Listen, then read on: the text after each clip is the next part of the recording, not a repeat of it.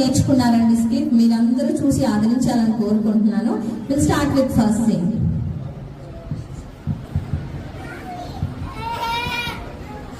హే ఆసిక, ఎలా ఉన్నావు?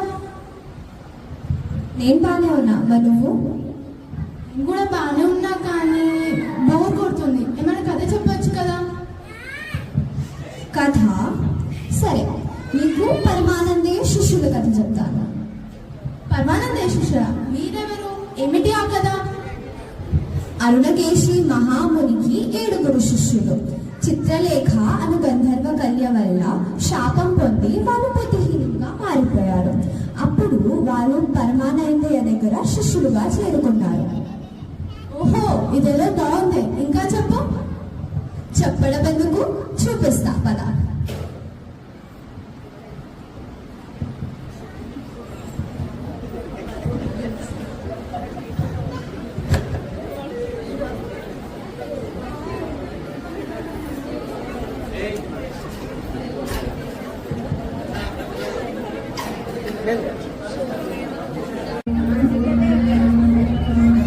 సరే, సరస్వతీ కథార్థసిద్ధిరం సకల విద్యా ప్రాప్తిరం.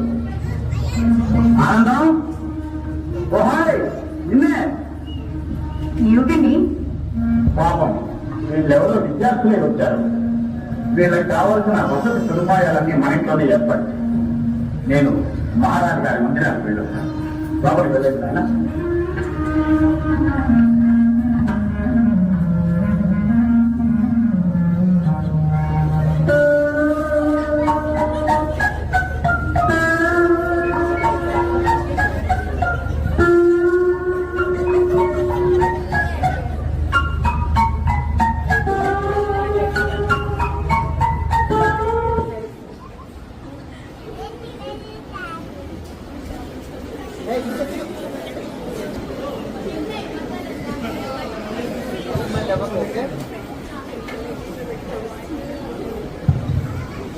ఓహో, మీరైనా పరమానందే శిష్యులు. తర్వాత ఏమిటి?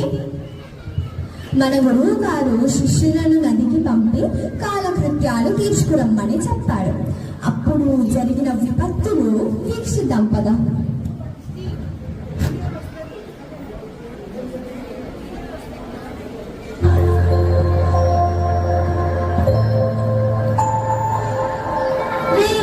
గురువు గారు వచ్చే సమయమైంది. మనం నదికి వెళ్ళి స్నానం ఆచరించేద్దామా?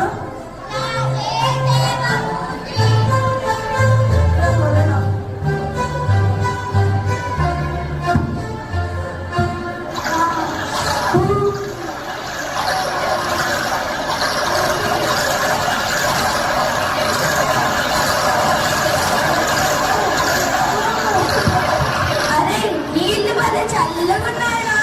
అవునా? చల్లగా ఉన్నాయి.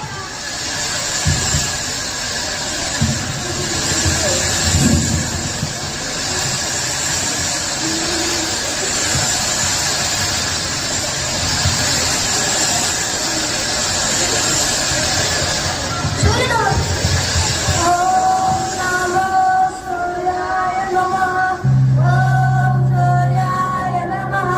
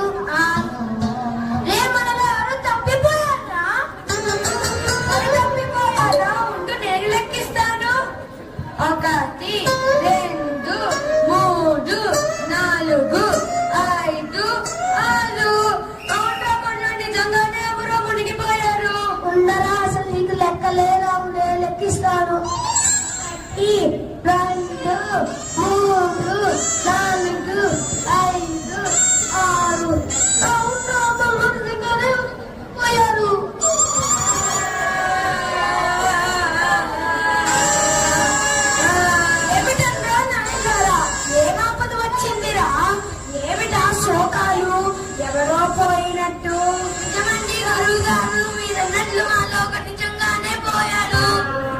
ఏమిటో మీరు చెప్పేది? నిజమండి గురువు గారు. మేమందరం నదిలో స్నానం చేయడానికి వెళ్ళామా, తిరిగి వచ్చేటప్పటికి మాలో నుంచి ఎవరు కనిపించడం లేదు. మీరు సరిగ్గా లెక్కించారా? లెక్కించామండి గురువు గారు. కావాలంటే మీరే చూడండి. 1 2 3 4 5 6 7 అందరూ ఉన్నారే. ఓరి వెదవల్లారా, మీరు అందరినీ లెక్కించారు గాని మిమ్మల్ని మీరు లెక్కించడం మర్చిపోయారు.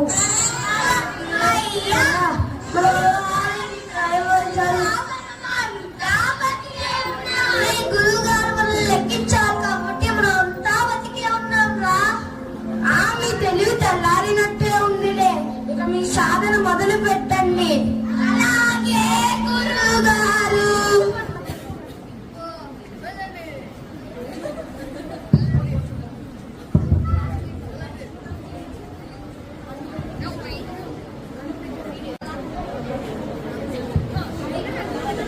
అవును, ఆ రోజుల్లో పాఠాలు చెప్పే విధానమే వేరుగా ఉండేది కదా.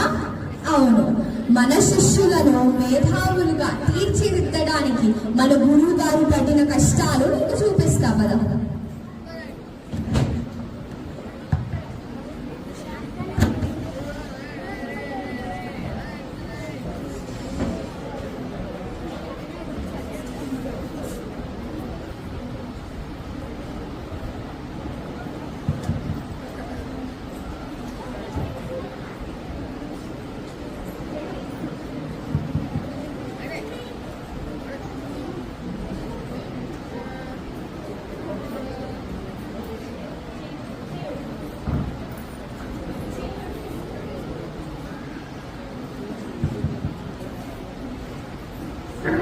నీ సంగీత పాఠం మొదలెక్కడ.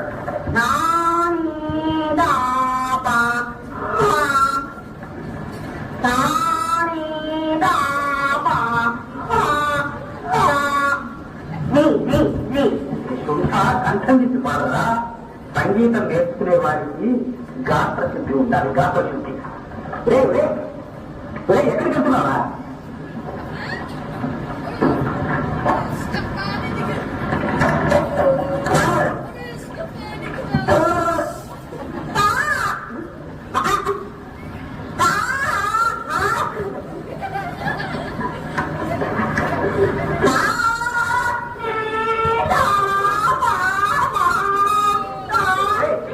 సంగీతం తగలయ్యా ఆపరా. ఇంకులు ఇంకుతుంది.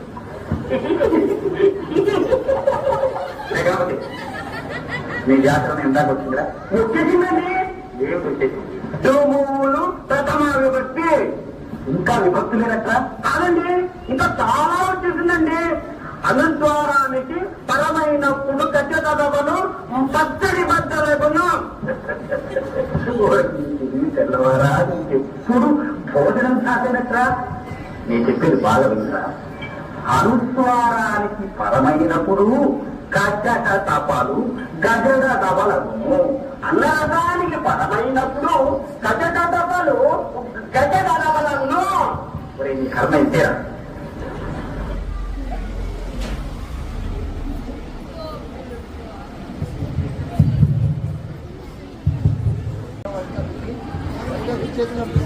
అవును, నాదో సందేశం. ఆ రోజుల్లో గురువు గారికి శిష్యులు ఎలా సేవలు చేసేవారు? మన శిష్యులా?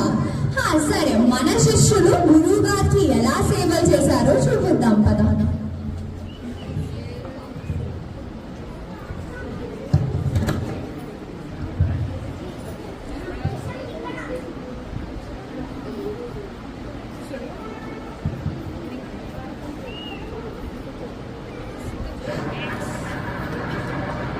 అని కైలాసం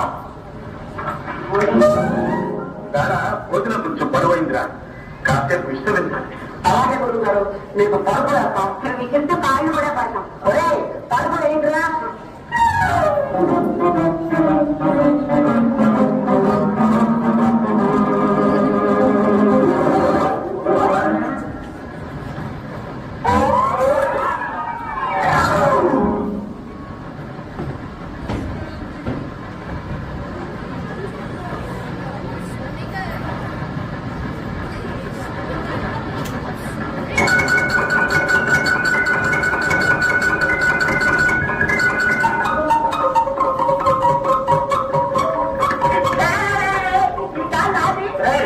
ఈ కాలు అది ఆ కాలు నువ్వే తీసుకో. ఈ కాలే దాది. నా కాలు రాక నా కాలు పట్టు. నా కాలు తీసుకుంటావు కదా, చెప్తానమ్మా. చెప్తానండు.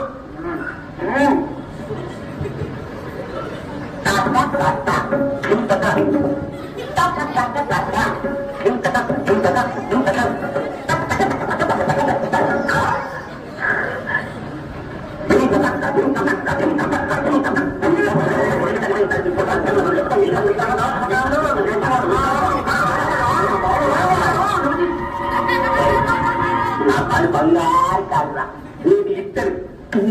అరే నా కాలు నిన్నెవరు ముట్టుకోమన్నారా? నీ కాలే రా ఇద్దరిది. నీ కాలు నేను ఇంత గట్టిగా పుట్టాను.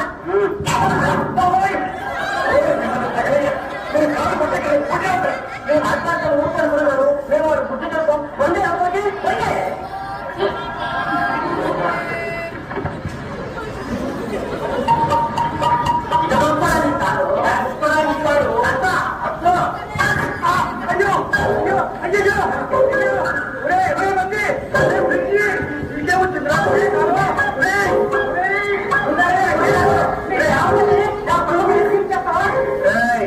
గురుగారి కొట్టేస్తుంది, ఊరుకోరానండి. నా కాలు దొరికొచ్చే ఊరుకుంటానా? వాడి కాలు మునక్కాయ నరికేస్తాను. నరకరా చూస్తాను. నీ కాలు పక్క చేసేస్తాను. ఏదో చేస్తావో చూస్తానుగా. ఎలా చేస్తావు? నేను చూస్తానుగా. చూస్తారా? నేను చూస్తానుగా. నన్ను విడవద్దు. పట్టుకుని గారు మీరు రావడం పోకపోతే వాడు పక్కగా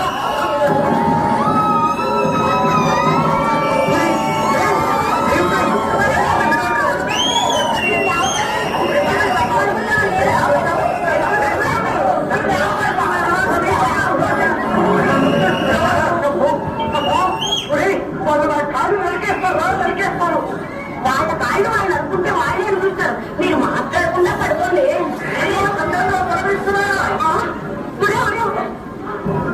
మీకు వచ్చిందిరా పరికాలం ఏమిటరా ఈ వారం ఉరిసేయండి.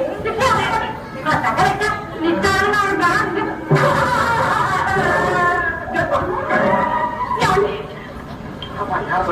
బాబు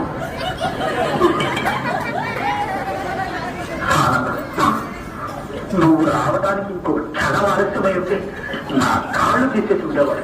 చేతులు ఇంకోను ఎలా కొట్టేశారండి? ఇలాంటి బుద్ధి నేను ఇంట్లో కూడా ఎందుకు తిండి కూడా తిండగా సరైన ఎవరికి వాళ్ళు బుద్ధిహీనులని నాకు తెలుసునే, అందుకే ఇంత ముద్దపడేస్తుంది. లేకపోతే వాళ్ళు ఎక్కడికి పోగలరు, ఎలా బతకగలరు చెప్పు. సరే వస్తుంది. మీకు ఎవరైనా ఈ మూడు చదవస్తుంది. చీమలు నడుస్తుంటే రాళ్లే అరిగిపోతాయి ఆనందం. ఒక్కొక్క ముక్కే నేర్చుకుంటారు పాపం. పోలేదు, మనకు మటుకు అంటే ఎవరున్నారు చెప్పు.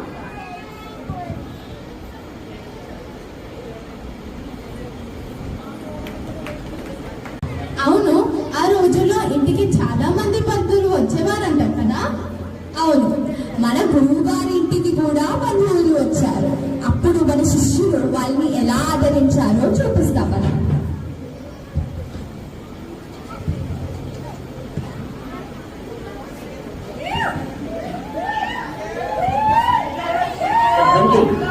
ఇక రెండు కాళ్ళు నావి.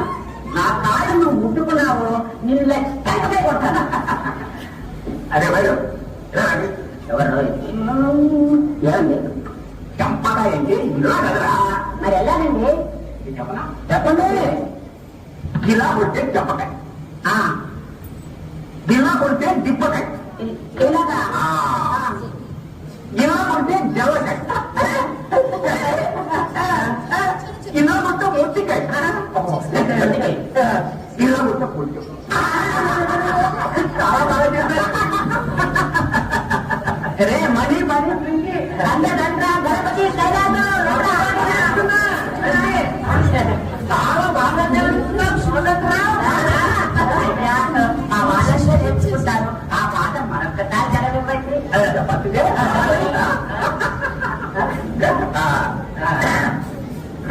ఇది చెప్పకాయ,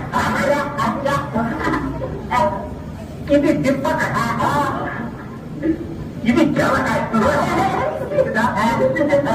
ఇది మొట్టికాయ.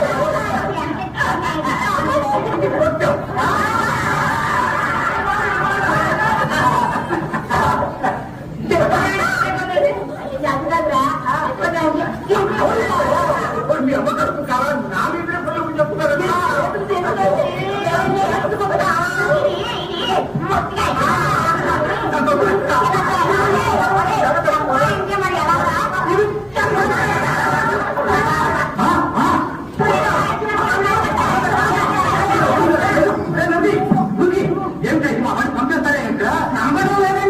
నేర్చుకుంటున్నా. ఈ పాట మీరు ఎప్పుడు చెప్పలేదు గురువు గారు. ఎంత బాగుందనుకున్నారు. వచ్చామంటే కల్లా ఒక పెద్ద మనిషి మన ఇంటికి వస్తే వినయ విధేయతలు చూపించాలి కానీ ఇలా కొట్టి చంపుతారట సమాసులా.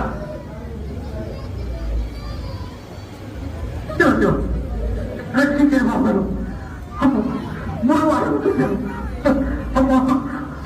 వాళ్ళు వస్తే అమాయకులు ఉద్దేశీలు బాగున్నారు. లోపలికి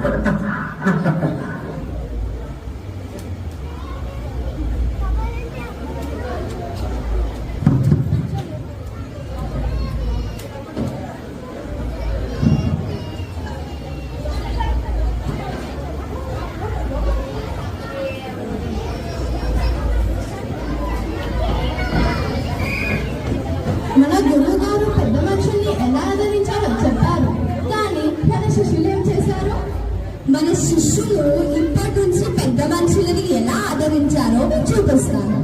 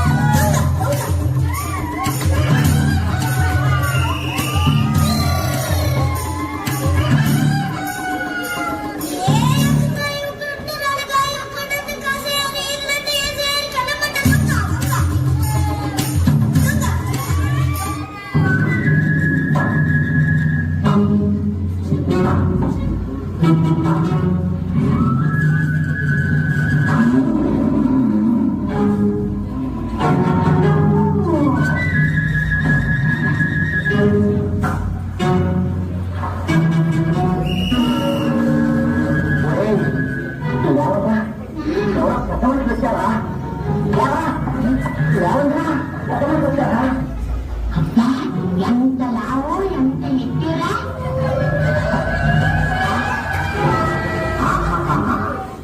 మీరు చాలా గొప్ప పెద్ద మనుషులా ఉన్నారా.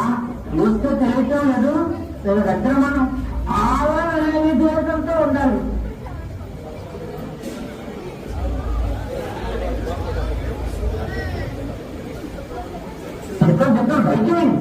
దయచేయండి. మీలాంటి పెద్ద మనుషుల్ని నేను ఎప్పుడూ చూడలేదండి కదరా. ఇంట్లో దయచేయండి. దయచేయండి.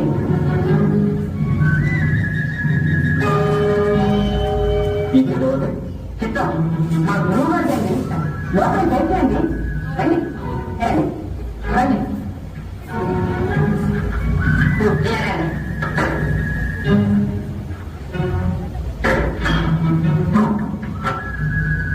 పెట్టేవాళ్ళే ఆ పెట్టండి.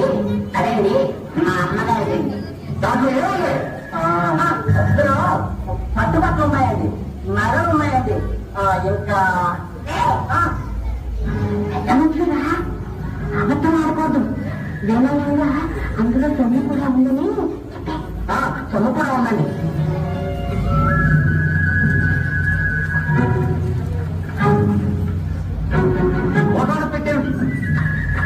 అది మా గురువు గారు అండి. వంట అందులో అండి పీతాంబరాలు ఉన్నాయండి, వెండి సామాన్లు ఉన్నాయండి, బంగారు నగలు ఉన్నాయండి, ఇంకా ఎన్నో ఉన్నాయండి. అన్ని అందులో ఉన్నాయండి.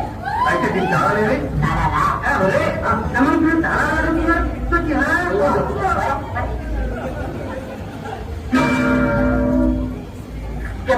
ఇదిగోనండి ఇదేంటండి సరే నేను పైకి ఎందుకు ఉంటానండి అదేంట్రా అదేంట్రా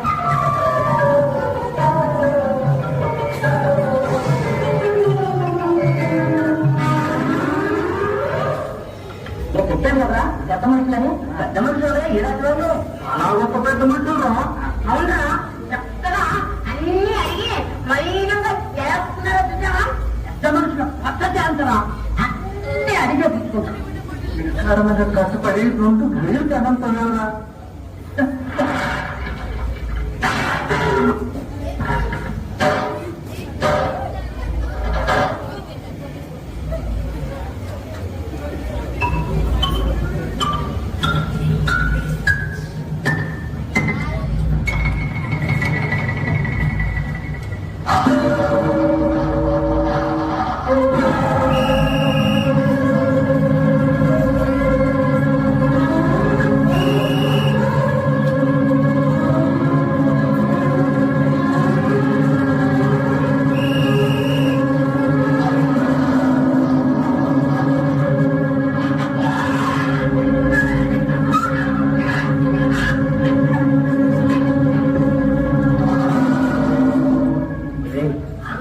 పెద్ద మనుషులు దొంగలేమన్నారా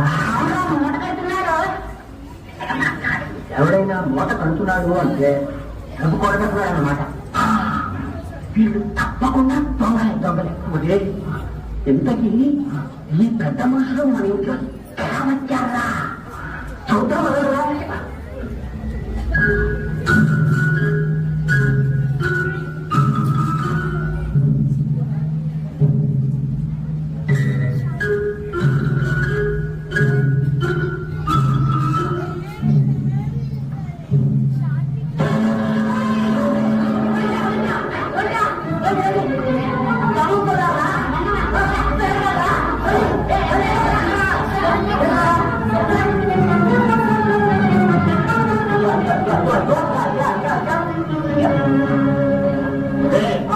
గురువుగారికి తెలియదురా పెద్ద మనుషులు అంటే దొంగలు వాళ్ళు మూటలు పడతారు వెనకాల స్థానాలు అవుతారు నిజంరా ఇది ముమ్మాటికి నిజం నిజం నిజం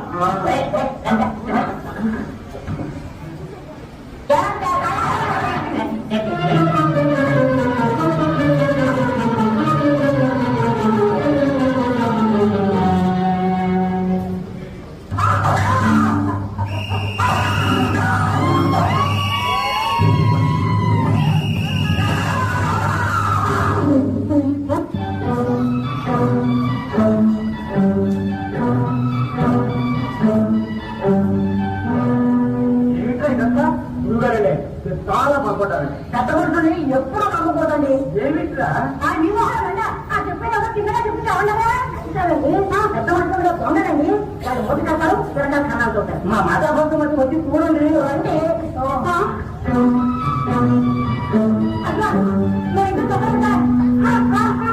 దొంగలు కాదండి వాళ్ళు పెద్ద మనుషులు నేను ఎత్తుకోలేదురా ఎత్తుకొనిస్తానండి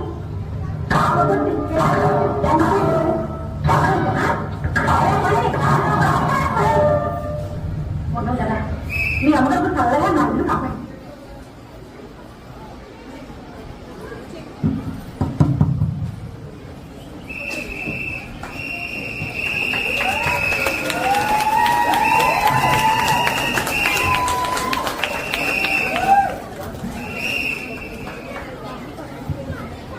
మన గురువు గారు ఎప్పటిలాగే శిష్యులను నమ్మి ఒక పని అప్పచెప్తారు.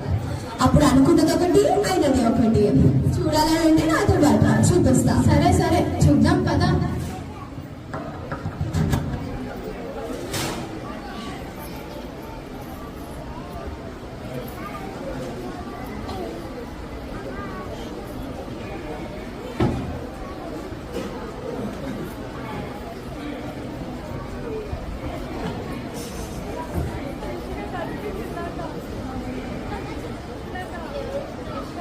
ఏమిటే వర్షాలు రావడం చేత మీరు 2 నెలలుగా పురాణ ప్రసంగాలకు వెళ్ళకపోయేసరికి ఇంట్లోని సామాన్లన్నీ అయిపోయాయి. మీరు వెళ్ళి వస్తే గాని మనకు జరుగుబాటు కాదు. అవునా? అయితే రేపే మా ప్రయాణం. శిష్యులారా, రేపు మనం గ్రామంకి వెళ్తున్నాము కాబట్టి అందరూ సిద్ధంగా ఉండండి. అలాగే గురువుగారు.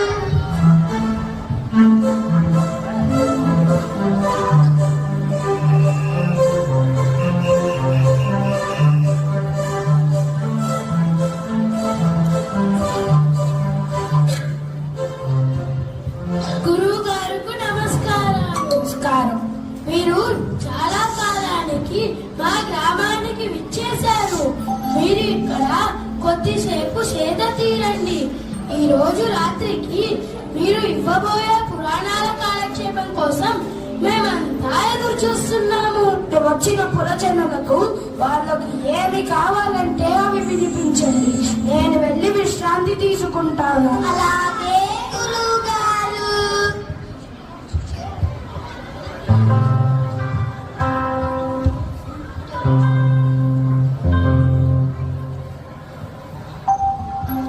ఒకటవ రాజు పురాణ కాలక్షేపం.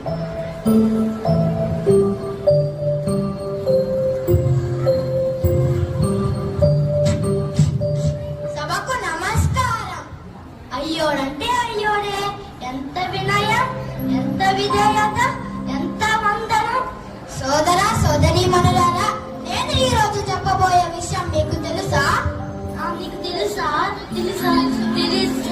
అయ్యో తెలియదు స్వామి.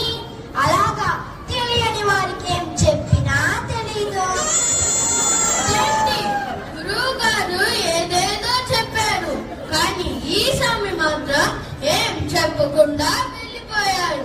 గురువు గారు చెప్తామంటే ఆయన గుర్రు పెట్టి నిద్రపోతున్నారు. ఆయనను లేపడం అపచారం కాబట్టి రేపైనా చెప్తారేమో, చూద్దాం.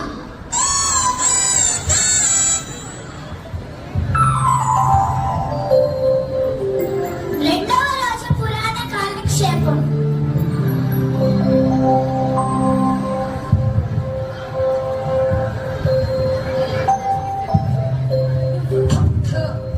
సభకు నమస్కారం. నమస్తే స్వామి.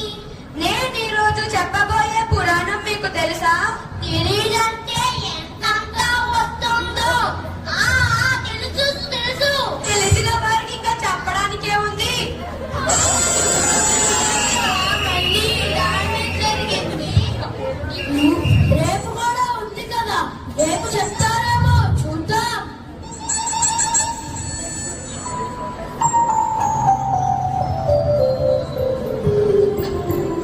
మూడవ రాజు పురాణ కాలక్షేపం.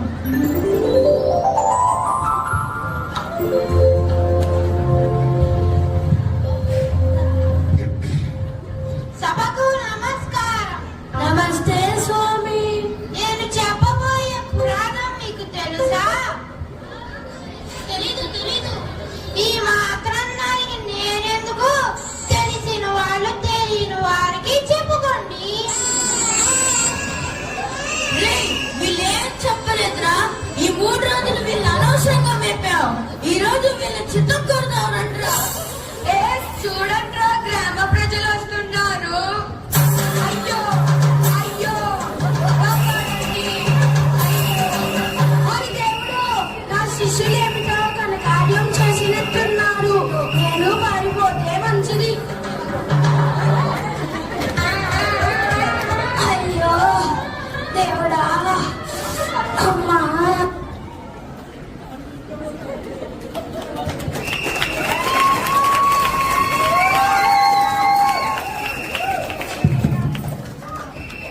మన శిష్యులు చేసే పనుల వల్ల గురువు గారికి ఎప్పుడు మంచి జరిగింది కదా? అవును, గురువు గారికి ఎప్పుడూ మంచి జరిగింది.